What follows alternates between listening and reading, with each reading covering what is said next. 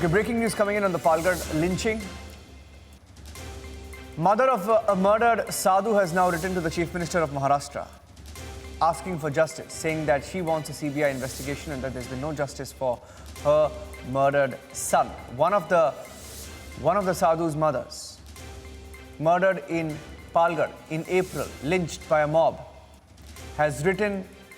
to the Chief Minister of Maharashtra asking for a CBI investigation, saying there has been no justice whatsoever in the investigation so far. Then Alisha is joining us live. Let me go across to Alisha. Alisha, take us through the details of that letter and why this mother feels that there has been no justice in the case so far.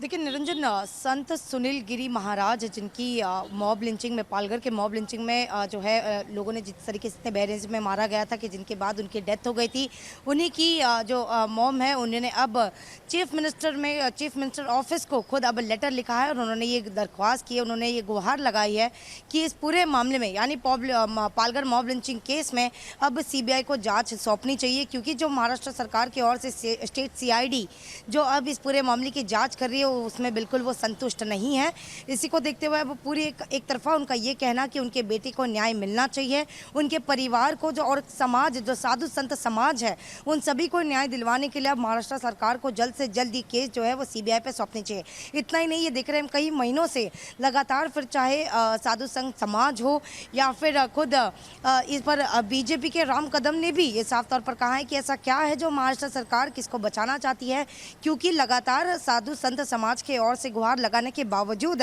Maharashtra सरकार इस पर अड़ी हुई है कि यह मामला जो है वो स्टेट CID को ही रहेगा। वहीं पर अब फिर से खुद सुनील गिरी महाराज जो कि संत है और उन्हीं पालघर में जब वो अपने एक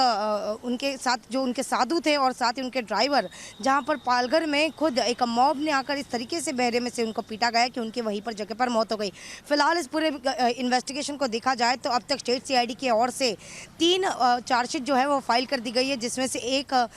करीबन 11 से 15 पेजेस के जो 15,000 पेजेस के जो चार्जशीट है वो पन्नों की फाइल की गई है। साथ ही दूसरा जो है वो जुवेनाइल के तहत करीबन 7 जुवेनाइल के अगेंस्ट में जो चार्जशीट फाइल की गई है। तो अब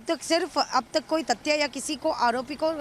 साफ तौर पर महाराष्ट्र सरकार के होते जो स्टेट CID इस पूरे मामले की जाँच करे, इस पर कोई तथ्य पर नहीं आई है, जिसको देखते हुए जो इनके जो डिसीज़ है उनके खुद माता जी की ओर से एक लेटर लिखा गया है चीफ मिनिस्टर ऑफिस में और ये दरख्वास्त की गई है कि इस पूरे मामले को जो है CBI को सौंपनी चाहिए।